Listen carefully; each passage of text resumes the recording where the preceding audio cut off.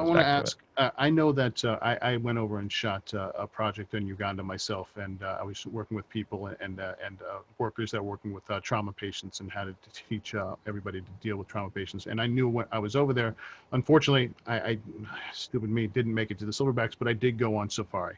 And I went and saw some of the great ones, I think I saw everything but rhinos, and from elephants to giraffes to jaguars to lions to cheetahs. And the Great Migration. So for me, I'm like, I've always been sort of an advocate and a lover of animals. And I remember when I was young, I loved going to the circus just because I wanted to see lions and tigers. And then I realized how horrible that was. And I hated the circus.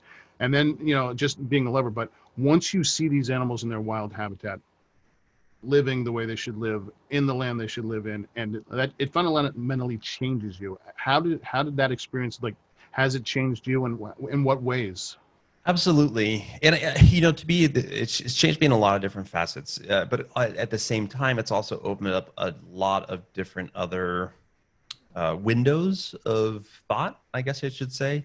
Whether we're talking about, the, permits for hunting endangered species, which is this highly contentious subject for animal advocates, Yeah. to understanding the significance, maybe not necessarily of zoos, but certainly sanctuaries. Like, there are so many animals that find themselves in situations, typically because of human behavior, that simply can never be reintroduced into the wild. And that's unfortunate, but it's the reality. They would be dead. It's a death sentence. And so in those situations, I think finding ways that are alternatives to zoos, which I 100% agree. I understand the educational benefit, but I hate what it does to the animals. But things like sanctuaries, when I lived in Colorado, one of my favorite places to go was the Wild Animal Sanctuary, just north of Denver, which is about 45 minutes to an hour northeast. And it was this massive, hundreds and hundreds of acre spread where they had enclosures, but they were open for bears that were part of circuses that were mistreated. They were tigers that were, people bought or abused. There was, pretty much anything you can think of. The big cats, lions, all sorts of stuff. And you can go there and they can have their freedom. It's not necessarily the same freedom as a wild animal, but it's as close as you can get, that also provides educational opportunities for people that will never have the financial wherewithal or ability to go to Uganda to track with gorillas, or to go into India and to see a Bengal tiger in the wild. And so I think there has to be educational aspects. One of the things that I really learned early on, which is the unfortunate reality with wildlife photography, with wildlife in general, conservation, is that while those of us that have our hearts, set on helping wildlife, it's not enough. It is the sad reality that for the human species to truly care about something in terms of wildlife or nature, generally there has to be some sort of financial, and financial benefit to it. You know what I mean? That has to be a reality. Well, yeah, unfortunately, yeah, I agree with you. It's more like we have to be willing to give up something, and yes. and most of the time, most people aren't willing to give up anything. And they're not willing. The animals, we have to be willing to give up land and sacrifice and absolutely, and resources. And sometimes, if coming back to the permanent hunting of animals, of endangered creatures, especially, there is a really, really great, for you guys that are listening, really amazing podcast came out a number of years ago called The Rhino Hunter on Radiolab. And it really helped open my eyes from that side of things, which then when I started going into places in Africa and having conversations with people that own the lands and own these different private game reserves and stuff, to understand. But that while most of us want to sit there and say that it is horrible to kill an animal of any kind, some of us would say that probably. If you were sitting there and having to look, it's very easy to have, I don't try to say this without having to be racial, but like to sit there and have this like white privilege, yeah, or Western privilege, to sit there and say, you shouldn't do that in your country, when people in that country are starving to death. And don't have pathways to do stuff. Why do you think poachers go out and do what they do? They don't do it because they hate animals. They do it because it's the only way that they think that they can provide for their family, because those local governments haven't provided enough opportunities, or there's not enough of an economy in order for people to understand the other benefits of having rhinos or lions or elephants. And you don't have to detusk these animals. Tourism can add benefit, but if that tourism dollars only goes to the private game reserve or the private individuals that already own thousands of acres of hectares of land and not into the communities, what do you think those communities are eventually going to do? Yeah. And it just stems all sorts of these other issues. So when you have things such as the permitted hunting of specific endangered creatures, generally, not always, but generally, they're looking for animals that are that are old, past the stage of being able to procreate. In the case of the black rhino, which was that story in the podcast, it was an aggressive one that had already gored and killed 2 other younger black rhinos, which they were endangered, which is a huge issue. Even losing 2 is bad. And then if you can single out the right one, and if it can be a proper kill, and that money, the hundreds of thousands of dollars that came in for it, then go to conservation and actually go back to these communities, that's a positive thing. And that was the side for me for up until just 5-6 years ago. I was in the boat of anti everything, anti zoos, anti all this stuff, but there's so many more nuances that we have to think about. What you bring is so important. It's not black or white. There's so many shades of gray, and we have to deal with it from both sides. And the Rhino Hunters is a great way to look at it, because we look at it's just wrong. But when you kind of go and really kind of analyze it from the other side of why they're doing it, and the necessity for them to do it, and the need to feed their family, and the needs that are not being addressed, you need to look at it from both sides. And most people only want to walk in their shoes and never want to put on someone else's shoes, and that's absolutely part of it. Yeah, we have no idea what it means to be truly in peril in terms of surviving and providing for our family. Even the poorest people that we have here in the U.S. have it better than the poorest in the vast majority of the population of this planet that do live in extreme poverty.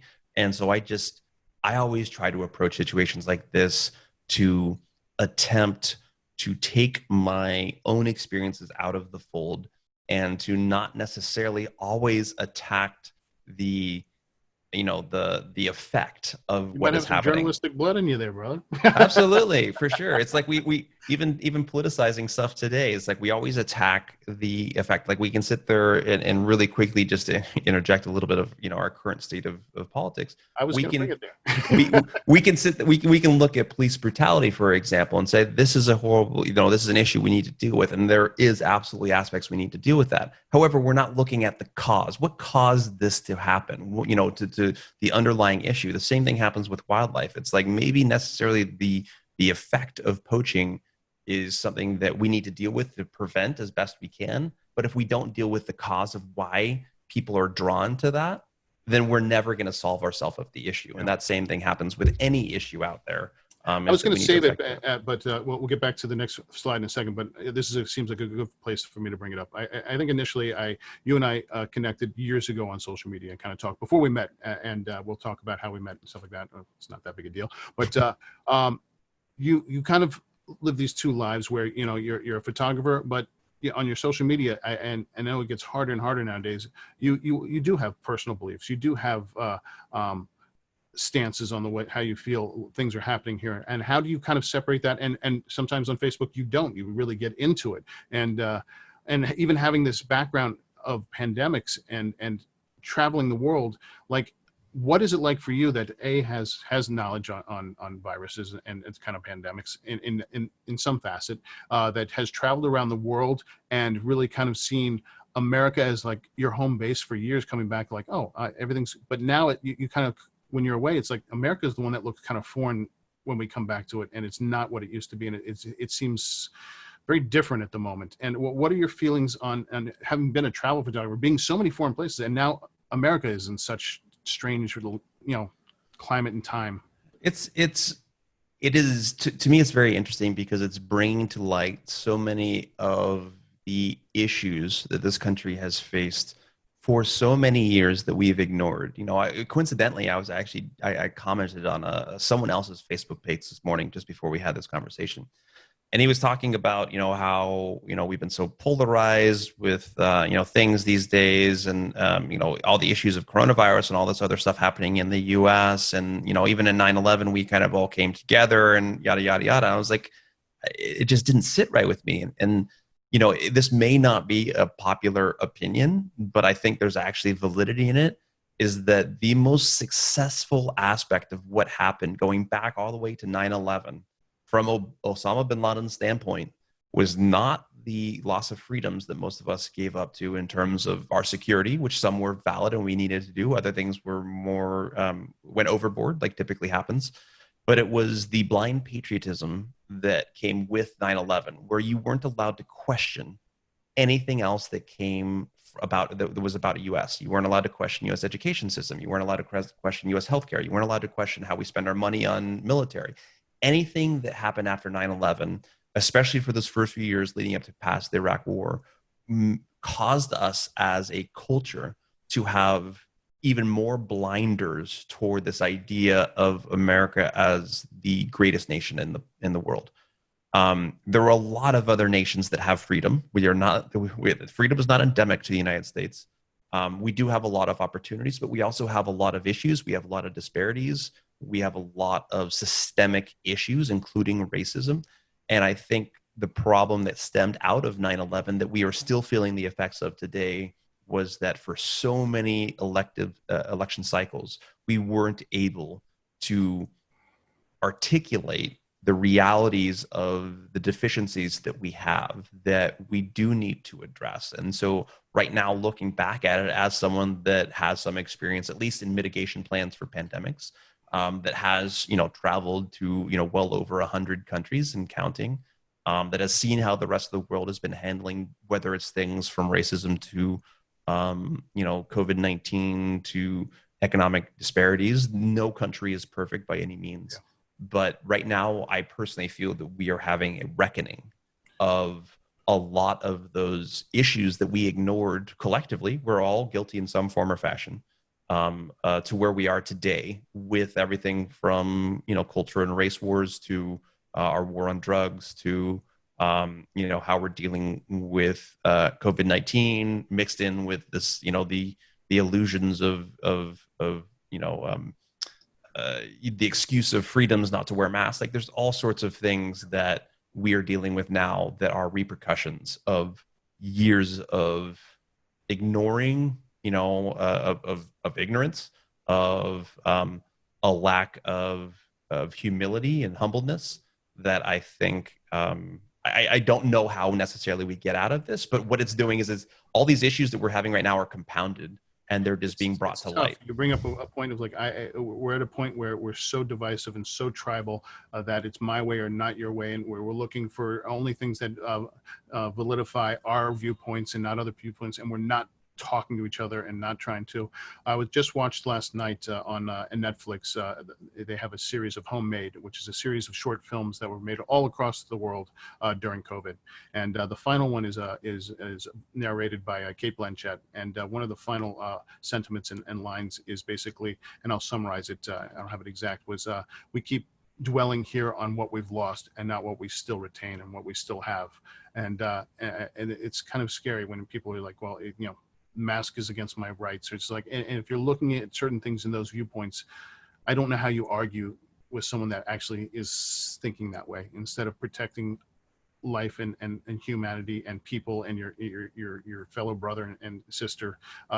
It's a very difficult way, and I think we have a long journey, and I think you're right that a lot of this had to happen, and this is the, as they call, the perfect storm of things. If it wasn't for Trump, it wasn't for COVID, if it wasn't for the police brutality of that knee on that neck, and everyone being home and being able to go out and protest, it never would have happened.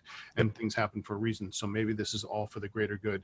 Absolutely. 100% agree. I 100% agree. And I 100% agree that we need to find spaces to have conversations with people we don't agree with, and we need to figure out ways in order to break from this tribalism of Democrat and Republican. Even as someone that's extremely liberal as myself, sees the damage that it's causing. Yeah. And I don't know how we do that. I hope we could find a way. Maybe it starts with conversations like this and other people and slowly spreading, because maybe that's the only way we can get there now because we're so entrenched. I was talking to my wife just the other day that, the one of the biggest downfalls, in my personal opinion, of our democratic republic is the fact that we have a two-party system.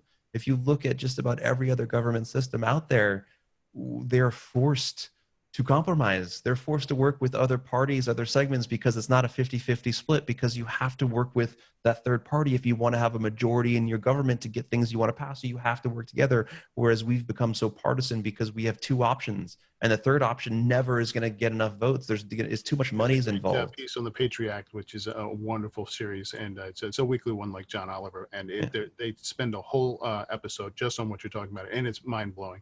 Nice. So let's jump into another photo here of yours, so we can get kind of back into this thing that we do. All right. So obviously we can see, the clarity and definition and development of your photography here. At what point, and I know you know where I'm leading up to, at one point do you kind of go from Canon to the next system?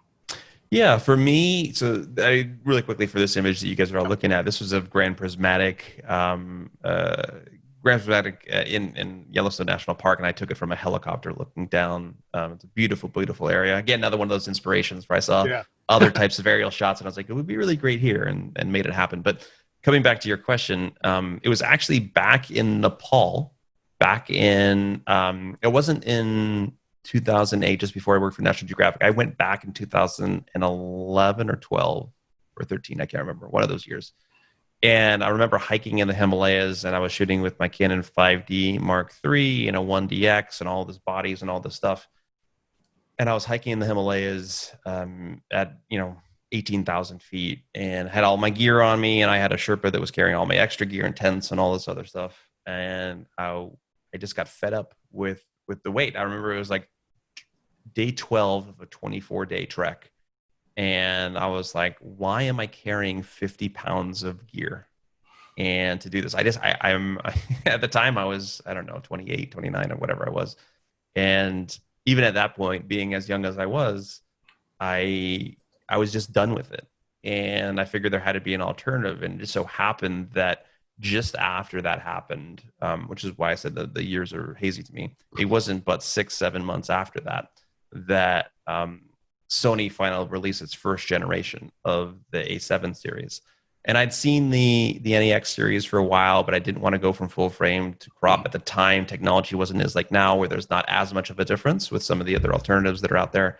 And so for me, I jumped ship early, and I said, I want lighter gear, and I'm willing, at least in those first few generations, I had to sacrifice, other things. I had to, autofocus wasn't as good as it was today. The lens lineup wasn't what it was today, so you had to use kind of hybrid systems. But I was willing to do that for the weight savings and for the smaller size, and it just made much more sense. And when the A7 series came out, seeing the dynamic range and all sorts of other things coming together, that was their initial inception point of jumping over. So when you first grab that camera, it feels and functions differently than obviously a Canon 5D. And was it something that took you a couple days, weeks, months? Did you like it immediately? What was that kind of transition for you? I liked it immediately because of the results of what was happening. It took me a while to get used to the ergonomics. It took me a while to get used to how small the body was. I mean, again, I'm 6'3". Yeah. I got big hands. I like the idea that it was small because, again, I wasn't surprised. It was like, I want to go to this because it's smaller and lighter. So I wasn't like surprised by and caught off guard. But anytime you go to a new camera system, I spent a year, maybe a year or two before, maybe a year before I ended up switching to Sony. I took all my Canon gear, which I was kind of bored with at the time, and I kept it, but I spent like 20 grand and bought all Nikon gear in the same thing. It was when the D800, the D3, all those things, and duplicated gear. And I'd go through, depending on the project I was working on, I'd pick the different system. And after doing that for 6 months, it was like incredibly frustrating because buttons are different, ergonomics are different, all the stuff was different. And it was too much for me to go back and forth.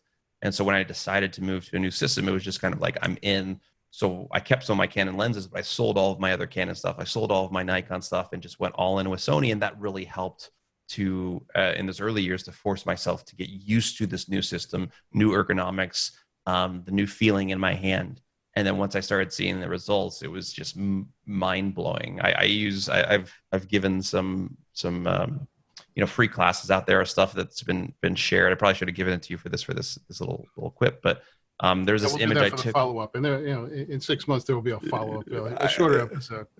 I took this image of Yosemite. It was taken from tunnel view, and it was a beautiful fog that had rolled into the valley, and you had Bridal Veil Falls going off and Half Dome in the background, this big storm passing over, and it was an amazing shot. And I was so used to the Canon days where I didn't have as much dynamic range at the time that I had my Sony, so I was shooting a bracketed image. So I was shooting a 3-shot bracketed image, 2 stops on each side. And for whatever reason, I bumped the tripod, but the perfect balance shot and the underexposure were both blurry. Like there was slight blur in it. There was something happened where it was user error. I caused issues. And so the only one that surprisingly was perfectly tack sharp was actually the overexposure, the longer exposure of the bracketed set. And so looking at the image, if it was back in my Canon days at the time, I would be like, this is a wash. And then I distinctly remember sitting there, even in Lightroom, looking at the raw file, taking that exposure slider and just pulling it back like 4 stops. And I'm like, holy crap. Like all the details are preserved. I have this all at the time, which was with 36 megapixels. It was just an amazing experience. It really opened up a lot of things and changed a lot of things for me, which was phenomenal. These days, the weight savings is a little bit more hit or miss, depending on which lenses you go for and whatnot.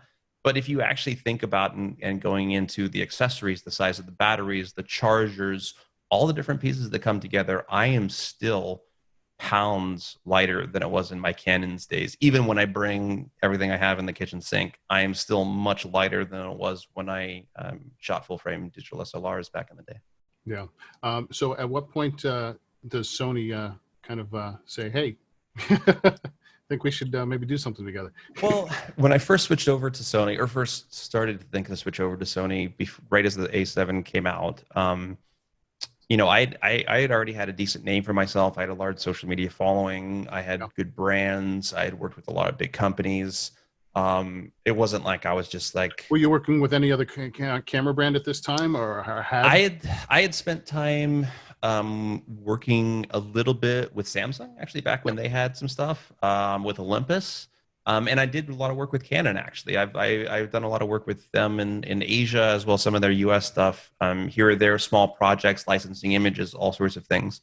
Never on, I wasn't ever a Canon Explorer Light or anything like that. Yeah. And so when I wanted to switch over to Sony, I had a little bit of bracketing, maybe a little bit of bravado from, just having built up a brand. So I reached out to them and then originally connected with Sony through their PR department. And so they sent me a bunch of gear to try out for the beginning stages. And I maintained that relationship with them for a little over a year, maybe a year and a half. And that was at the point where Sony was like, hey, we're kind of onto something. We should probably build out an ambassador program. And so I was part of that initial grouping of people coming in as a Sony Artisan just after they launched the A7 series. They've had an ambassador program for a while beforehand, but it was a very small program and very niche, and there was only a few people in it. But I was part of that first wave when they were really thinking of expanding out and really trying to take the photography industry head on, is where that conversation extended from, hey, I got a cool project. Let me reach out to Sony PR, see if you guys want to back this, sponsor it, provide gear, whatever, to they're reaching out and saying, hey, we're building out this program. Do you want to be a Sony Artisan and be, tied to a brand and what we're doing? Which was, it's always great to hear as a photographer. And it was a good timing for me in terms of where I was interested in and the brands I wanted to align myself with. And by that time I'd been using their gear for a while, so I knew what I was getting into. And it's been kismet ever since. I'm going to be actually talking to Andy Katz after you later today for his episode. I love Andy. Do you have a question you want me to throw him his way, just especially from you? Oh, goodness. Ask him, when am I going to get an invite to come out and try some of his wine out there in California? Because I'm discussing that too. Did you see soon as the planes open up, man, we need to go have a taste together. Yep. Oh boy. So obviously being in the inception part of the Sony Artisan program and seeing it develop, where has it really come from? Where in its first days to where it is now? And truth be told, obviously, I am full in on the Sony family, and this is not we're not trying to do an ad here, but there is a reason we love Sony, and the reason is so many levels of the way they treat their artisans, their community, their customers, the whole community on whole. What is it about Sony that makes it so different for you, and how has that artisan program changed from day one to now?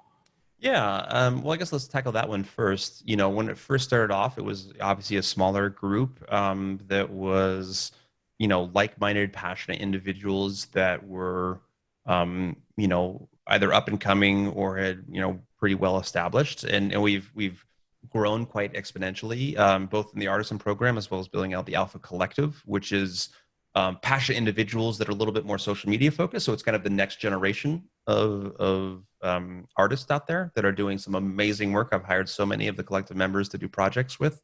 It's great to see what they're doing. And, you know, I would say in terms of the difference between now and then is a couple fold. One, I'd say Sony itself just continuing to see more and more value out of, you know, a well established and well-funded ambassador program, and you know, bringing people together to do some amazing things and building out the community at the same time.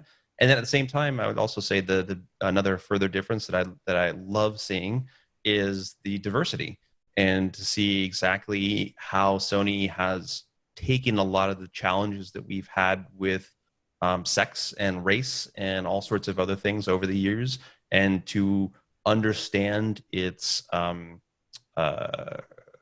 its part in some of that, and also figuring out how to rectify it. I think that's a big step that we still, to be honest, haven't seen from any of the other camera brands, to sit there and say, we can do better, we are going to do better, and here's how we're doing better. Where you have like the Sony Alpha Female you know, community, where they're giving grants of hundreds of thousands of dollars to amazing female artists to create and to build their businesses, to what we're doing to constantly and continue to try to diversify in the, you know, ethnicities that we represent, as, you know, photography of the old guard of the, you know, back in the day that was predominantly white and male is no longer the case by any stretch of the imagination. And if you look at a lot of the different ambassador programs and a lot of the camera manufacturers, they are trying, but I don't think anyone is doing what Sony's doing. And if you look at the diversity in terms of, especially if you include the collective as well as the artisan program, you see so much more of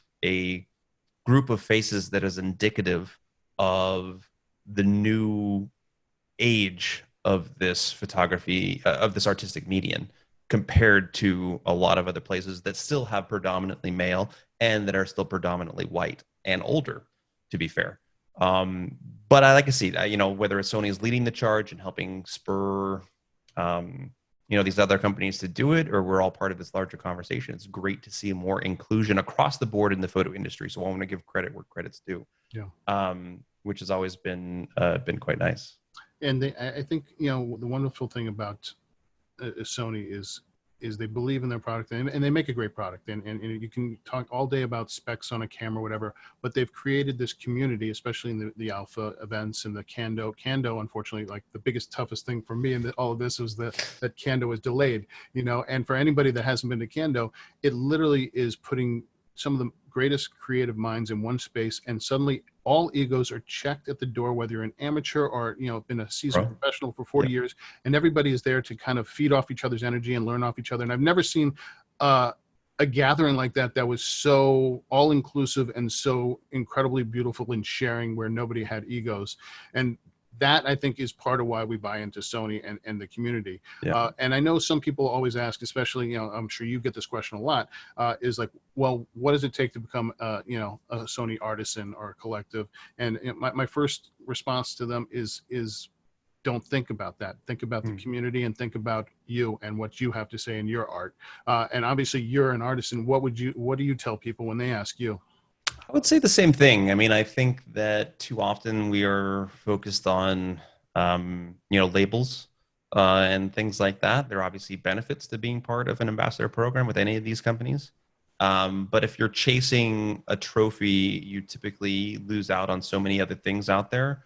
Uh, in terms of a piece of advice, I would say that, photograph what you're passionate about, figure out personal passion projects, whether you're talking about Sony artisans, National Geographic photographers. Almost all of us will say the same thing or have similar experiences, which is that most of us were found around the time that we were really investing ourselves into a personal project or something. Like for me, that was, the Giving Lens, which I'm sure we'll talk about soon. For a lot of other photographers, it's something that they're doing not for fame or not for money. That is something they're passionate about that turns out to be a phenomenal project that then they can take that momentum, as we talked about before, and turn it in and get support from Sony. I know I've helped a lot of photographers that aren't artisans or ambassadors get support from Sony Yeah. or from Dell or any of the other companies that I work with because they had an amazing project, and that gets their foot in the door, and then they can build a relationship from there. But so many people want the shortcut these days, and it just isn't reality. So we need to figure out, people need to figure out a more pragmatic way to approach this and to not necessarily just focus on accolades rather than building out your craft, do amazing work, and do something that you're passionate about that you think is unique and different. And then you'd be surprised at how many of these companies out there are thirsty for unique creative content that then you could start building a relationship that might build into something larger. Yeah. So I'm going to jump back into a photo here and ask you, in terms of, a lot of photographers always get to ask that question, do you have a style? And a lot of them kind of have to answer that question because they're asked the question. Have you ever thought about your style, or more apropos, is it something, or are there themes that you repeat? Are there colors, ideas, emotions, energy, things that you're looking for that that strive you to hit that shutter button? What is it that kind of pushes you every time to create? And is it something that you're repeating, or is there a style? I think it's a great question. Absolutely. I think it's a multifaceted answer. I'd say that let's start off on the connected dots. I like to take what I consider to be emotional photography. I want to invoke an emotion, whether it's a wow, whether it's a happiness, whether it's tears of sadness, whether it's anger, whether it's inspiration. And so because of that, I typically process my images with certain understandings of color, light, atmosphere, breaking from the standards of staring at your histogram and constantly needing this balanced, perfect little mound in the middle for getting mostly midtones. If you look at most of my more prolific images that have been shared or that I've licensed more than any others, is that they tend to sway heavily left or heavily right, whether they're overly bright or overly dark, and that's for a particular purpose that is subjective to the image. And that's a really great segue into what I feel is my style, which is unique to the context of the image. While art is art and everything is obviously subjective and there's no wrong answer, for me personally, when I look at, say, someone's Instagram feed and I see all of their images have the exact same color pattern and the exact same, I don't want to say preset in a condescending way, but like the exact same look, to me, what that says to me is that they're taking their experiences and they're stamping their own experience on whatever they're seeing, and then they're delivering that to the public.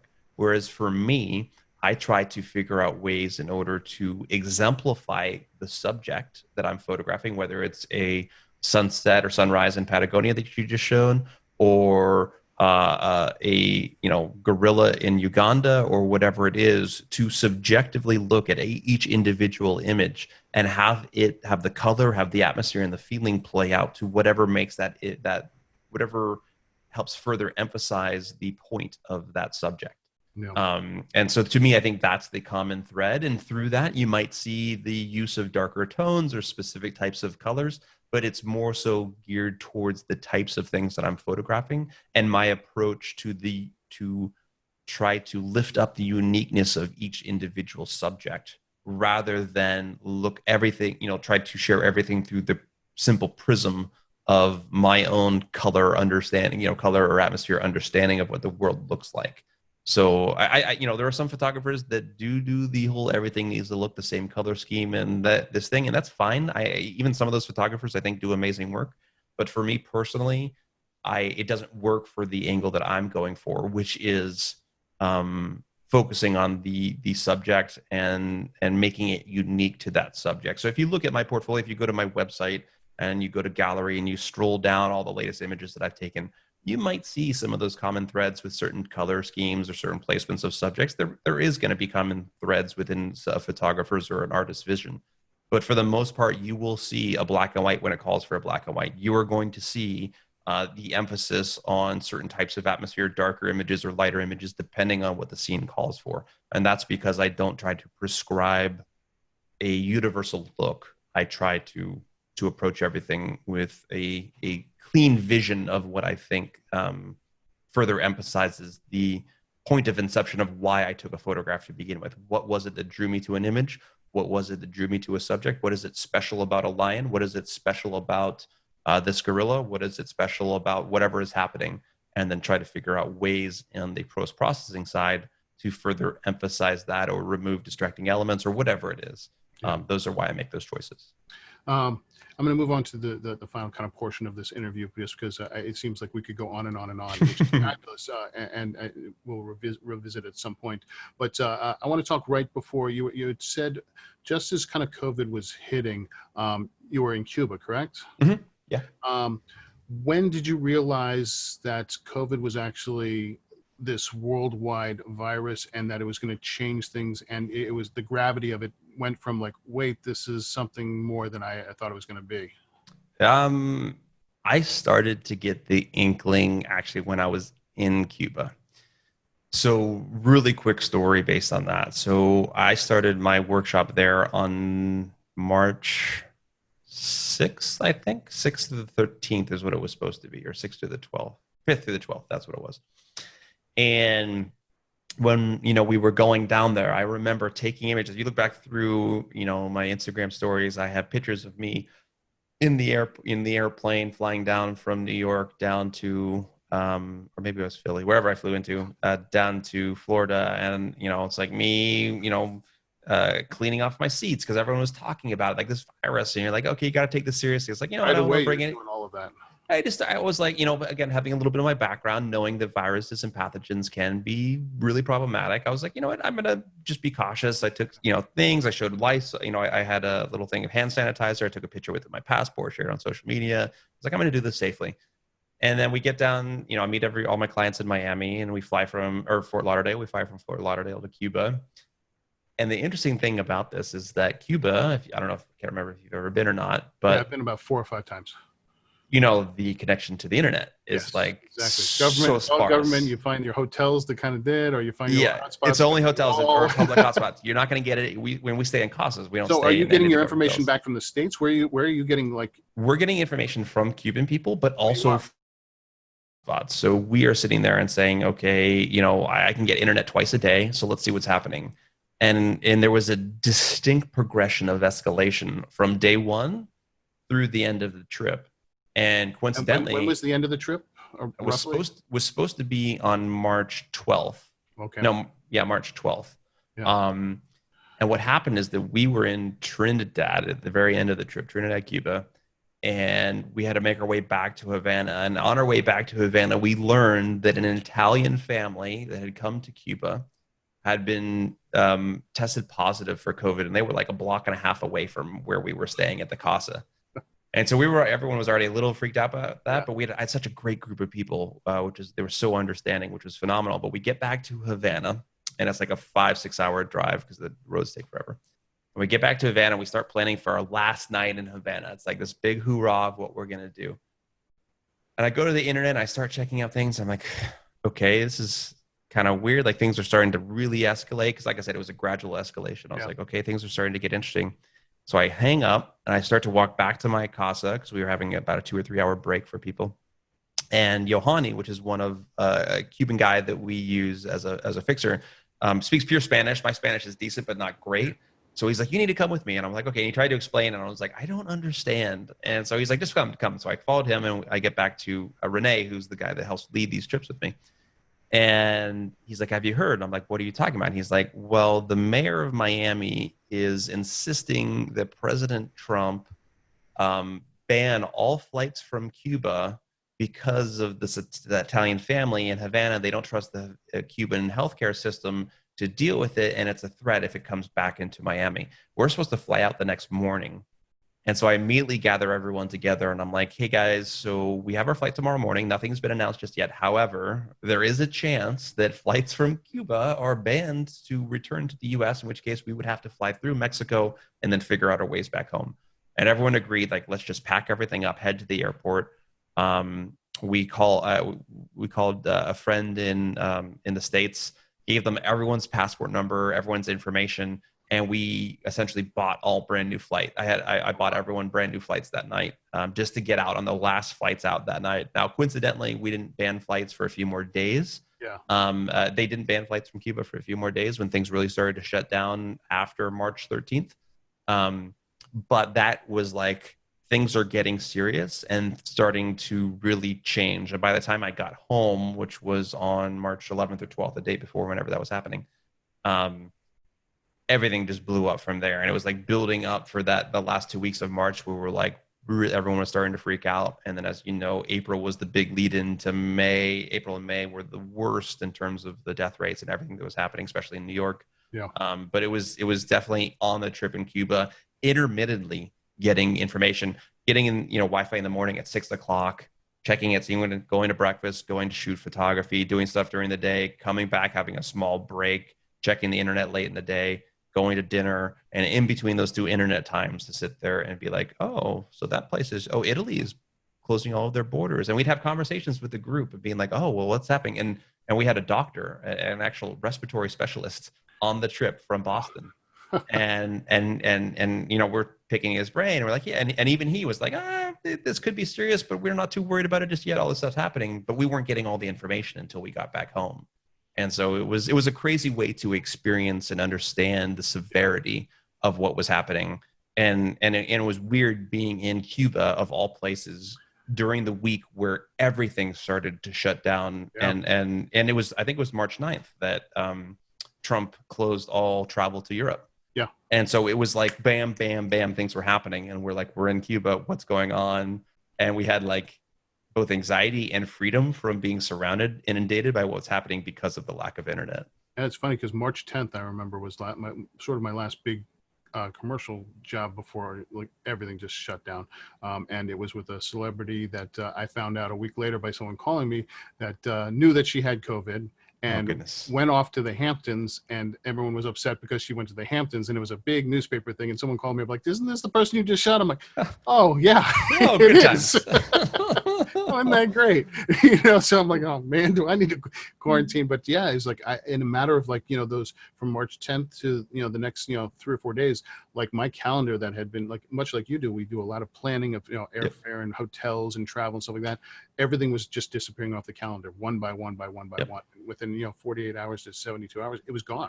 Everything snowballed, for sure. So you get back to the States, and like, I'm sure your family's glad to see you. What were the next several weeks like after that? Yeah, well, I mean, coming back from Cuba, being in close proximity to that Italian family and having international travel, I quarantined for 14 days, didn't leave the house, which was, I walked the dog, but outside of that, I didn't do anything. But I actually was supposed to leave 3 days later to go to Bolivia to photograph the Milky Way over the Salar de Uyuni, and then from there, head from there down to Punta Arenas in Chile to start a series of back-to-back Patagonia workshops.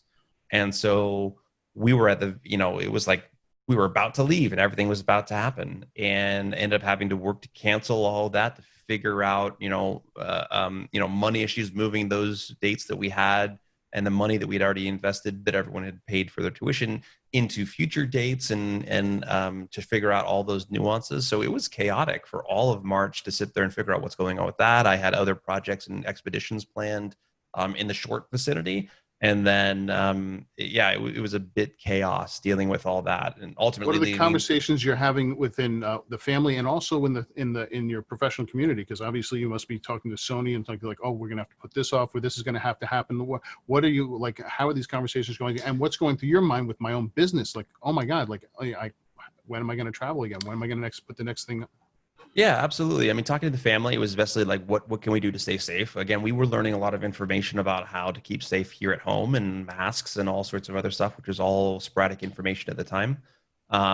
With the workshops, it was, try to make sure my clients and customers were all happy with what was happening, or maybe not necessarily happy. Everyone wanted to go, but were understanding and had enough information and knowledge to do what they needed to do to reach out to their insurance carriers to postpone flights in order of future dates. And so that was chaotic. The conversations, with Sony, with Dell, with a lot of other companies was, at first it was definitely like, what is being canceled? And then for me personally, it was a shifting change of, okay, if this is going to be normal for a while, what needs to happen? And so the first thing that I did is I reached out to all the companies that I typically do work with. And I said, hey, this is going to get serious. Travel's not going to be happening for a while. However, there's a lot of stuff that we still can do. You still need content. Yeah. So how can we work together? That is how I ended up doing a bunch of projects for Dell. I did a few things, handful of things for Sony. I've done some stuff for G Technology, for Benro Tripod, a lot of different places. I just kind of reached out and was like, hey, what can we do? What budgets do you have, if any? And how can we make something like this work? That was my first thought. And then the second thought is, okay, how can I utilize this time in order to come out better off than I was before, which isn't always possible. So for me, I historically have been fortunate to make quite a bit of money doing photo education, specifically in-field photo education for years. And the excuse I always had was that I want to round out my corners and do other things, passive forms of income, build up more tutorials, but I never had the time because I didn't want to give up a workshop because I could make X number of dollars and stay home to build out something that could bring revenue down the line. And so now I no longer have that excuse. So I've been slowly building out tutorials, courses, all sorts of stuff so that whenever we can start traveling, whenever that is, probably not this year, that I will be able to I'll be rounding out my, the financial side of my business streams in ways that makes me exponentially better suited than I ever was before, because I've had this time to build out and round out all of those different things. And so that by the time I go back, at least for my main company, we have in-field workshops. We'll have tons of online tutorials of all different sizes for all different programs. I'll be able to still do marketing campaigns. I'll do image licensing. And I have all my revenue streams being able to hit and to be able to handle it. And so that's where I'm at now, which is I'm doing fine. I'm making money. It's not what I used to make with the loss of the in-field workshops, but I'm capitalizing on using this opportunity to fill voids that I've always had excuses or had even structures of what I wanted to do, but just never had the time to do it. And so now I'm currently in that phase of building out a lot of that stuff, and we'll see how it plays out through the rest of the year. I'll still do these marketing campaigns, travel at least nationally. We'll start to slowly, loosen up depending on how things go with COVID for even small projects, even if it's just myself filming, which is possible. There's still going to be ways to do stuff because these companies all are going to, all need stuff to do, all need content in order to push stuff out there. They can't indefinitely push off projects or products or things like that. So that's will be a saving grace, as well as the online, because we're all home learning education, doing things like that. To the point where we can then get to the space. Like my wait list for 2021 and 2022 is growing by the week from people that still have disposable income that are chomping at the bit to get out. As soon as we can safely go, I'm not really worried. I was earlier today, thinking, that one looked good. Yeah, exactly. And I think that's going to be a saving grace with a lot of this stuff, is that a lot of people are certainly going to be hurt with this, obviously, which is very unfortunate. But I have to say, as a professional photographer, it's like I love traveling to places on my own. But when I'm going to a place that I've never been before, going with another pro photographer that has worked out all the logistics and has a fixer and stuff like that, you don't have to worry about it. Makes it so entertaining, and also someone that obviously has the same kind of style and rapport and energy, which makes it just a fun trip because you're going with like minds, and it just becomes a memory session, as long as also a something that you're going to remember, as well as an amazing photo trip. So for me, Absolutely. It's like I know the first time I went to Cuba, I went with a photo group that was sort of similar to yours, and I've been back 5 times since on my own, just because I felt comfortable because of my first experience. Yeah, you've had exactly Exactly. And that's what we do with a lot of our workshops is that it's predominantly certainly more people that are learning, but we usually get two or three on most of our trips that are like that. You know what you're doing. You don't need babysitting. You might have a few questions, but for the most part, you're there because you don't want to handle any of the things. You don't know where to go, how to deal with getting around, money, food, whatever it is. We handle all that stuff. And then you get to go and focus on what you're doing. And then, as you said, most of those people that are in that position on my workshops do the same thing. They already start planning their return trips to Iceland or Norway or Patagonia or Africa, and then they're good from there. They feel comfortable. So. That brings me up to something you mentioned earlier, another one of your projects, the Giving Lens. And I really want to kind of talk about that. What was the inception of this? And tell me about the organization. Yeah, so the Giving Lens is an organization that I founded in 2011, and it was or is an organization that is meant to blend the idea of photography or passion for photography with support for organizations and causes around the world that need help, that need advocacy, that need fundraising. And so we take teams of photographers in a similar setup like a workshop where you pay a tuition. And a lot of that money goes directly back to the communities that we're working in. It goes to the organizations that we're partnering with. So, for example, we'll partner with an organization like Empowerment International in Nicaragua that focuses on youth education programs, and we'll go down there and support them. We'll document their projects. We've helped build out their photography program, which is an extracurricular program tied to keeping kids in school and giving EI one of the highest retention rates of any youth education program we've come across in the world. To keep kids out of drugs or out of gangs and in school. And by staying in school, they can then partake in Empowerment International's biking program or photography program, things like that. Or we've worked with families with HIV in Africa. We just earlier this year, before everything closed down, Kate Havercroft, who runs the program for me now, she led a team of women down into Mexico working with families, immigrant families coming up trying to get asylum in the U.S. Like we're focusing on a variety of different causes, bringing photographers of various different skill sets that are there to learn as well. And then we do collaborative learning environments where we often are teaching our clients, our customers, our photographers that we bring down to either document or to work hand in hand and educate the organizations we work with to teach them photography, give donated camera gear, all sorts of stuff so that they can build out either their own programs or they can document their own projects well after we've left so that their advocacy can kind of live on and do more. And then each trip acts as a fundraiser where we donate thousands and thousands of dollars to these organizations to help them in the same time of them being a conduit to help us better understand the realities of what it's like to be in these communities. And that's one of the reasons why I started the Giving Lens.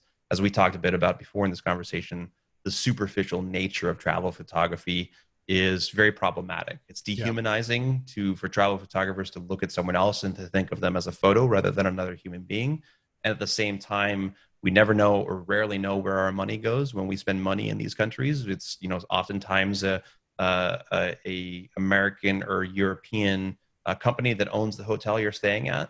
It's not going back into the local communities. And then at the same time, go ahead. So many people when you're traveling don't realize this, even on the photo trips, that suddenly the person that you're on that bus with, and not so much your workshops, it's the mass ones, the mass photo, travel. I would say the more travel kind of things, not photo travel, but where they take you to certain places and it's all been fixed. It's like they bring you to everything. The government gets a kickback from bringing you to a certain hotel, a certain restaurant, a certain this, and everybody has their hands in it in a way that you have no idea as going over there that where your money is going and who you're helping.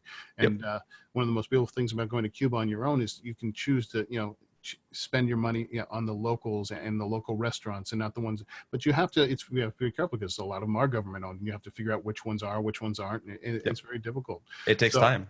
I think the Giving Lens is such a beautiful, beautiful thing. And for me, it's like, it took me a long time to find my passion, and photography is it, and it saved my soul. And one of the things, as chairman of American Photographic Artists, I started a program called APA for Good. And I would love to sit and talk with you and figure out how we get our members to help the Giving Lens. So absolutely. Continue. I think we have such a bevy of incredibly talented professional photographers that I think if we can levy and use is a power for good. That's the best thing we can do to give back and leave a legacy. So Absolutely. Well, and at the same time, if you know, I'm always, you know, I've had a lot of photographers reach out and say, "Hey, we want to start something similar. You know, is that okay with you?" Like, we're not in this for a competition. We're in this to help the most amount of people. So whether you guys are working directly with us, whether we can help you develop your own similar programs, we want to help establish as much, you know, artists and art for good purposes around the world as humanly possible, whether it's raising money, advocacy, documenting programs, whatever it is. I think the more the merrier. We need more. We need to, you know, another one of the reasons, I mean, coming back to that we started the Giving Lens was because photographers, as you said, didn't know where to start.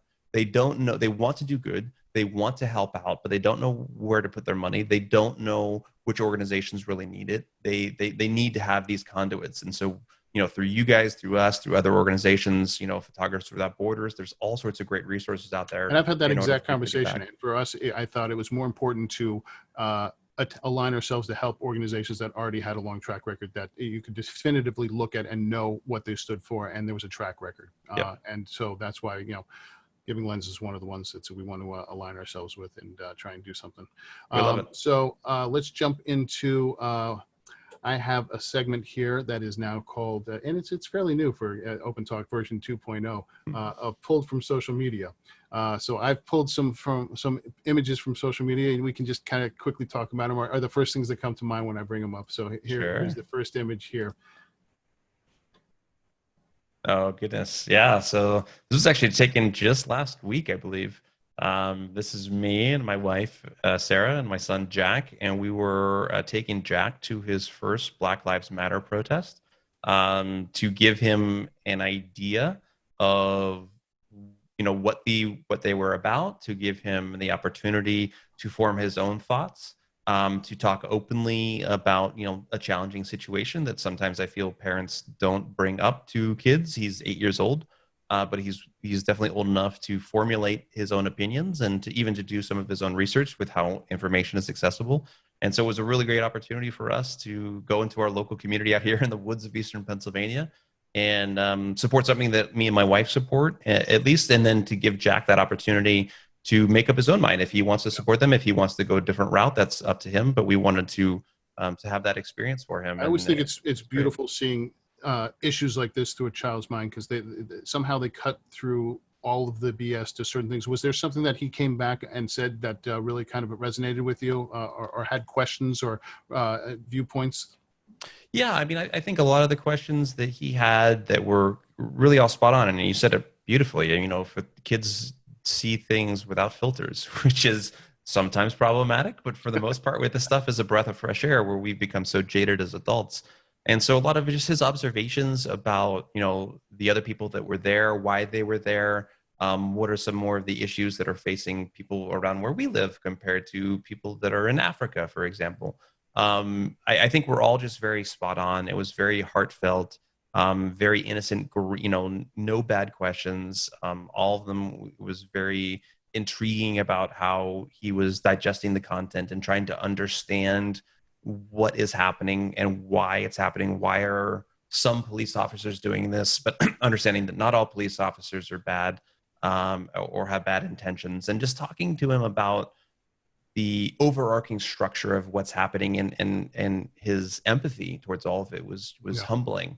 You know, we don't dive, you know, at 8, we can't dive too much into, you know, systemic, you know, we can talk about systemic racism as an overarching topic, but we can't dive into it because the attention span's not there and the comprehension's not there just yet, but it's getting there. And this is allowing the framework for him to grasp larger concepts that are struggling around culture and ethnicity and race, sexism, misogyny. He knows what those words are because we talk about them openly. We don't talk to him as he's an 8-year-old. We talk to him like he's an adult.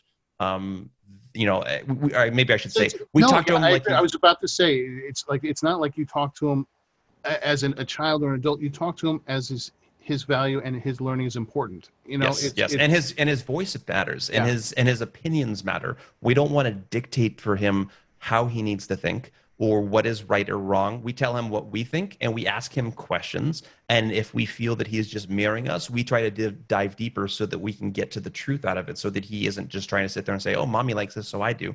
Why do you like this, Jack? What is it about it that makes it important to you? And It's just those like a good conversations, book they or a go movie. deeper. Never underestimate your audience. Yes, Because never exactly. dumb it down. They're never, they'll always surprise you. Yeah, All for right. sure. Here's our next image. Oh, that was a cute one. That was from Australia. So I led a Sony group, a collective group actually, to Australia the years are merging together now. I think it was last year. And we were doing a bunch of photography work up in the Northern Territories, and we went and spent time outside of this small dinky city. I can't remember what it was. Anyway, they had a rescue there that was having young joeys, young kangaroos, and a handful of other different creatures. And anyway, we were able to hold these baby kangaroos and little joeys and other creatures there. It was a really amazing experience. Of course, we're taking pictures of all of it.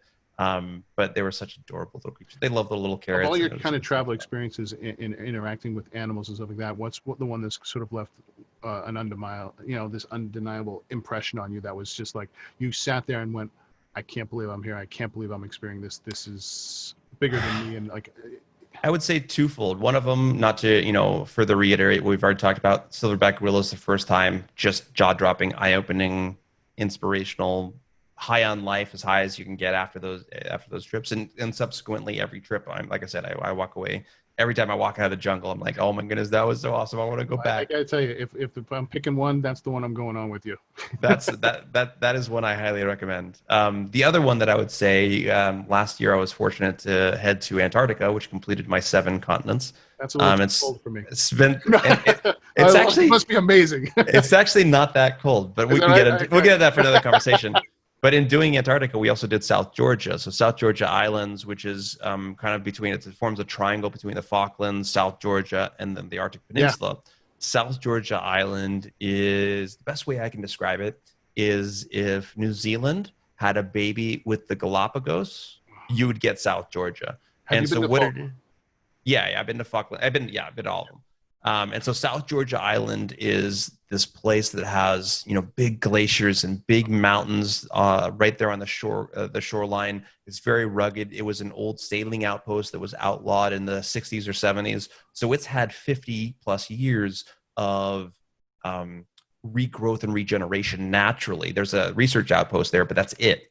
And Wow. so what you get is that landing on a beach from a Zodiac, because you're on these larger ships obviously to handle the Drake's Passage.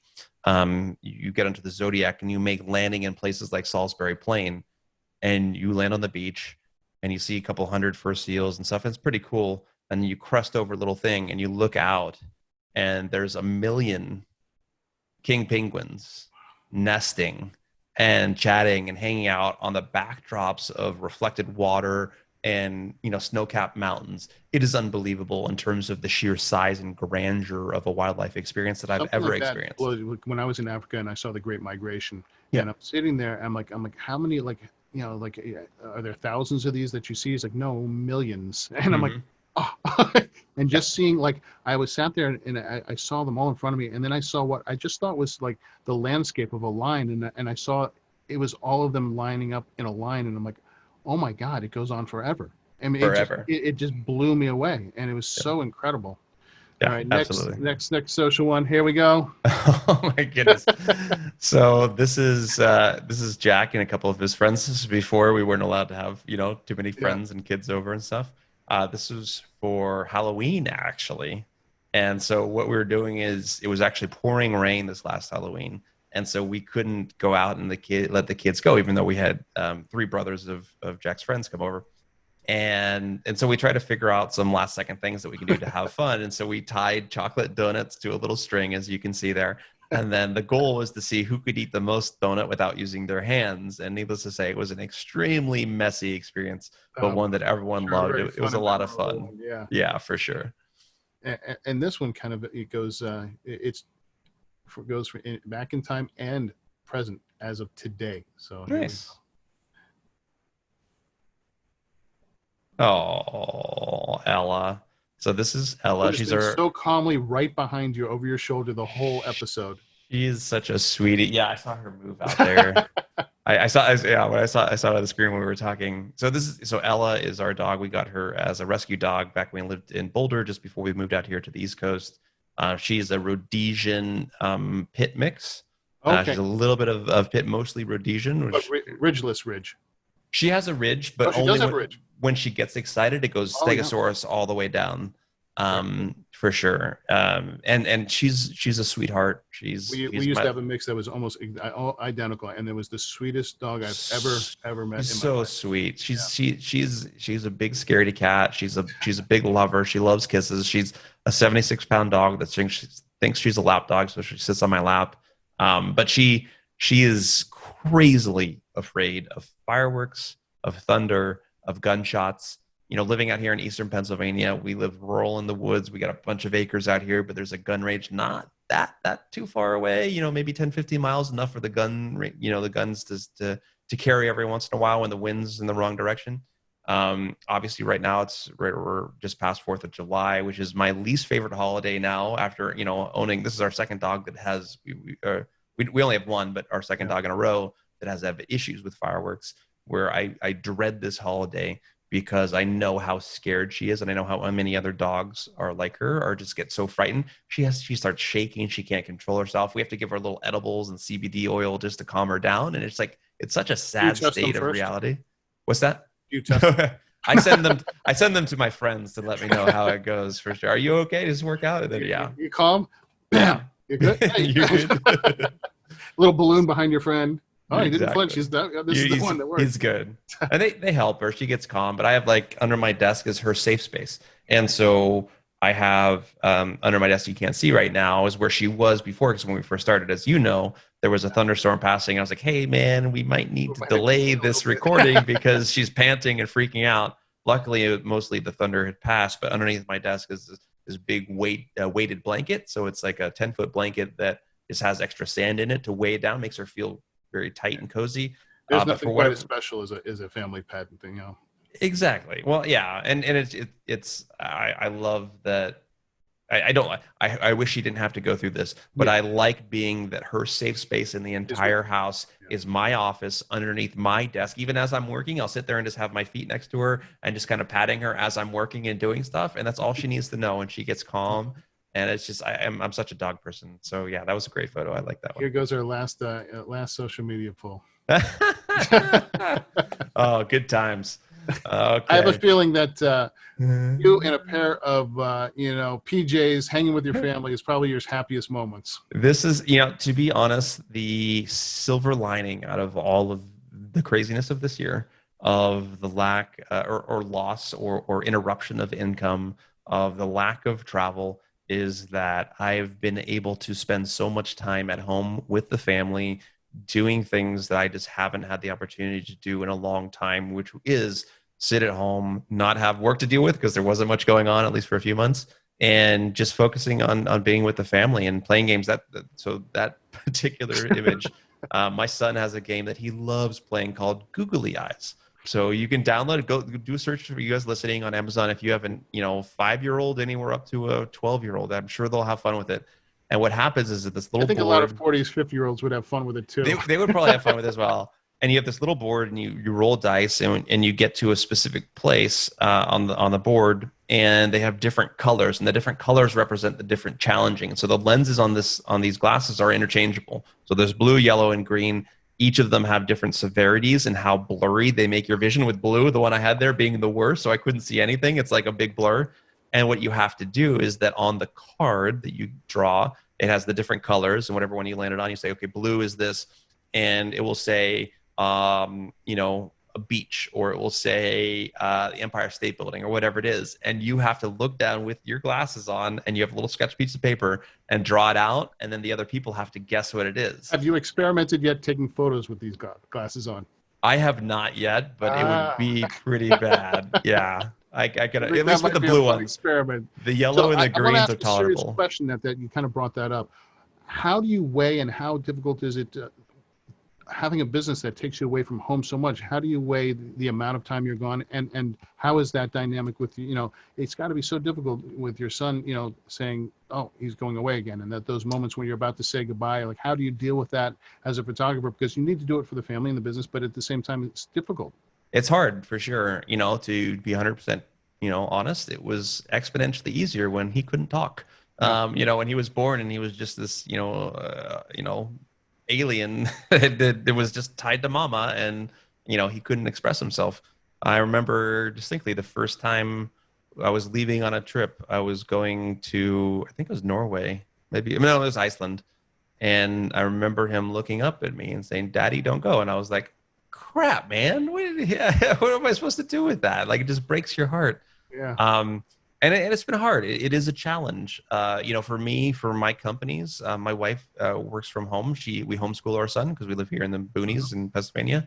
That's her full-time thing. So she doesn't bring any Must income. be a relief that you don't have to worry about, sending your kid back to school. And we don't have to do school. We don't have to worry about any of that stuff. My wife doesn't have to worry about the working part. She by far has the hardest job out of all this because she's teaching and a full-time mom and all this other stuff. And I travel so much. She's arguably a single mom for half the year.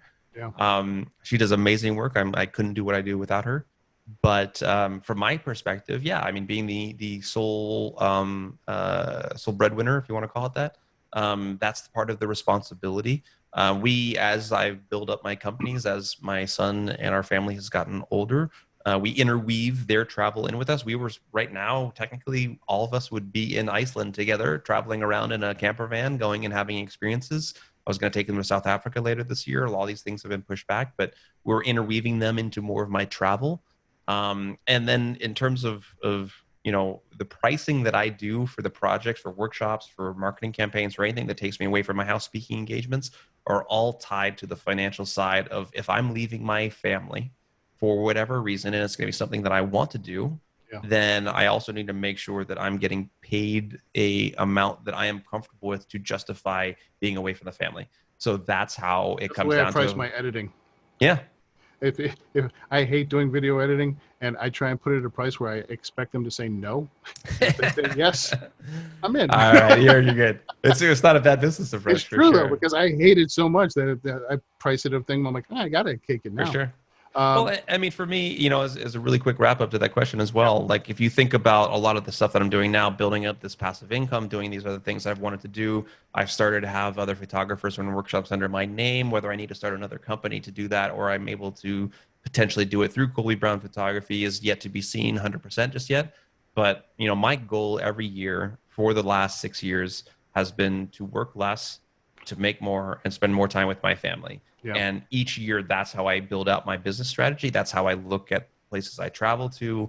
Some years I have to travel a little bit more than I want to because I'm building up for the next year where other people can take over and I can make that money. So my goal and mindset as my son gets older into the prime ages of adolescence is to get to the space where I'm still traveling when it's safe to travel, but that I'm doing it more particularly. I'm more precise in what I'm doing. I'm not gone for as long. I can get in and do the things I need to get. I can come back and spend time here, or I can bring them out with me.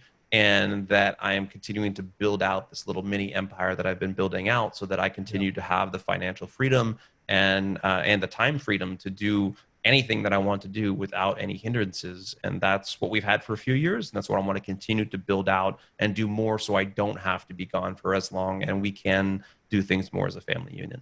So final 3 questions, and 2 of the questions are ones that I like to ask every photographer at the end of Open Talk. But the one question I want to ask you before I get to those is, how are you revamping your photography going forward because of COVID, and what adjustments are you making? And a lot of this is obviously, we don't know the outcome yet, and we're still in the middle of something. We don't know where it's going. So how are you making adjustments and foreseeing, your work in workshops and advertising and commercial and Sony, all of that going forward at this point?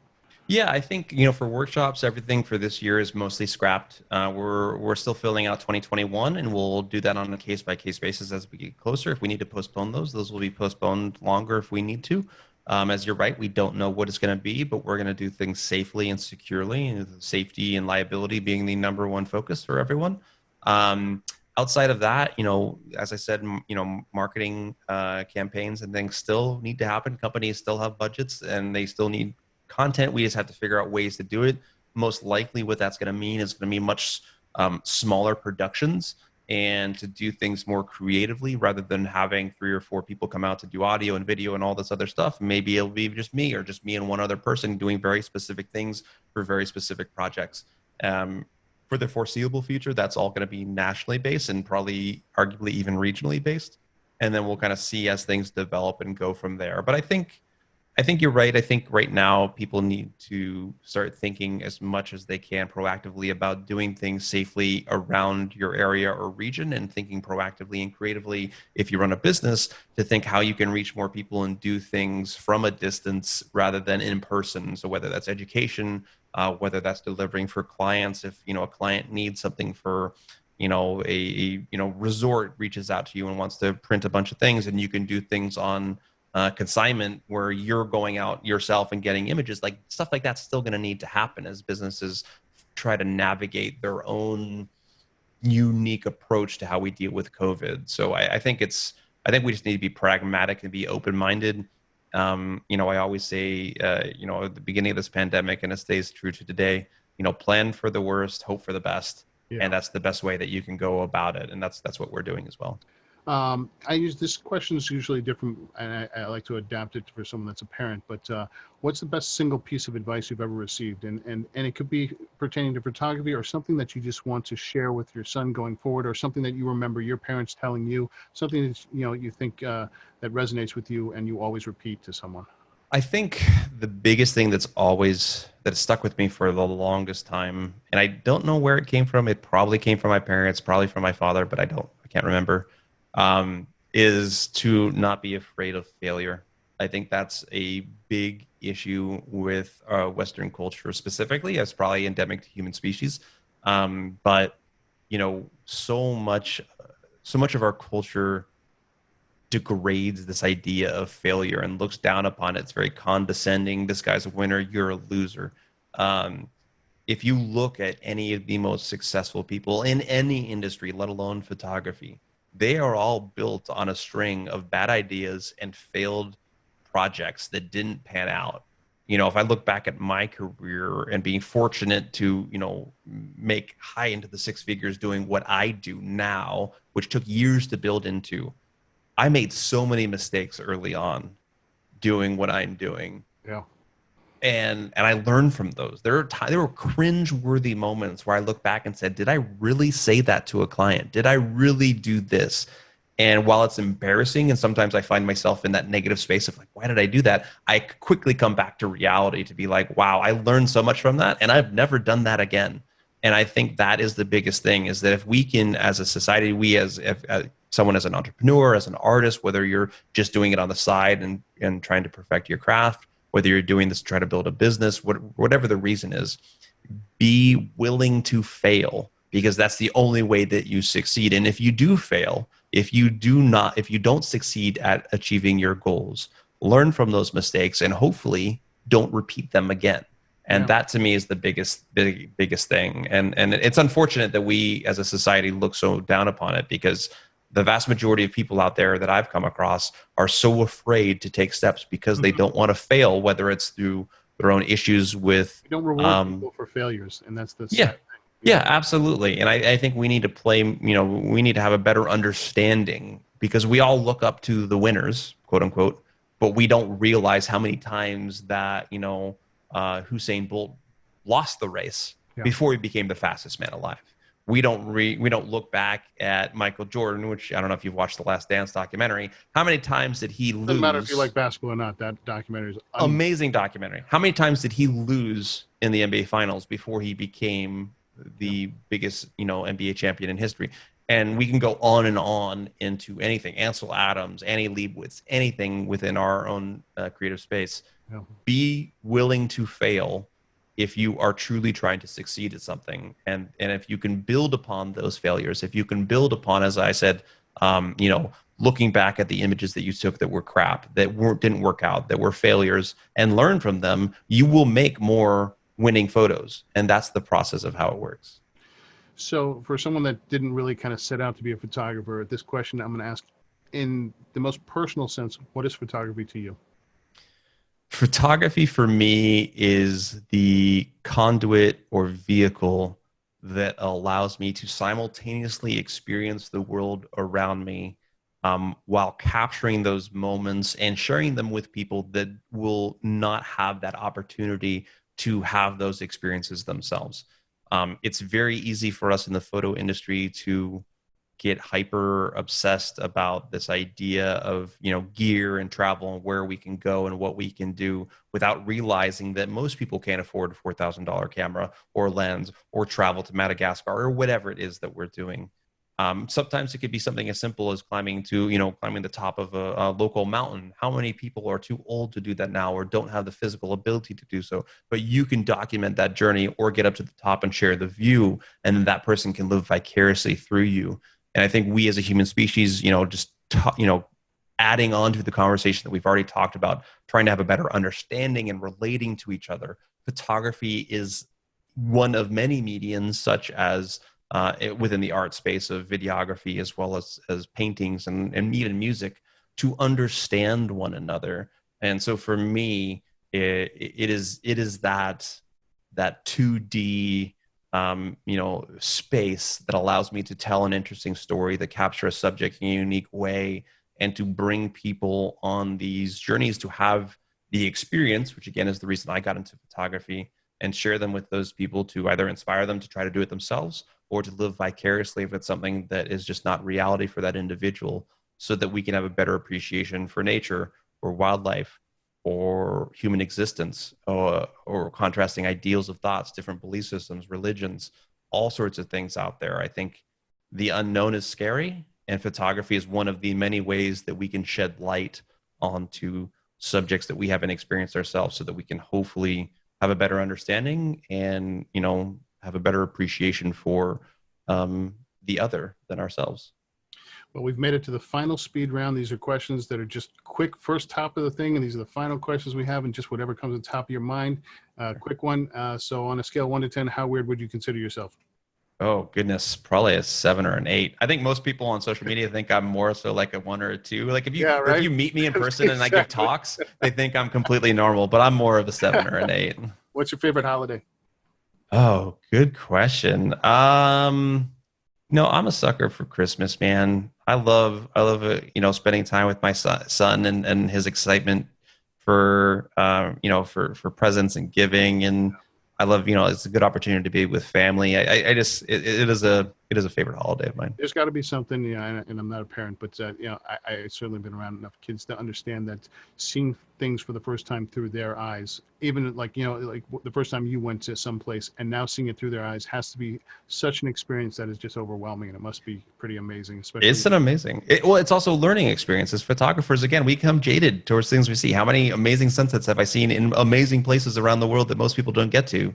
Whereas I take my son to Iceland, like I did a few years ago, and he's like blown away. And I'm like, I've been here 35 times. Like it helps me have more of an appreciation for the world around me, for sure. What's one of the places on the top of your bucket list that you haven't been yet that you want to go to?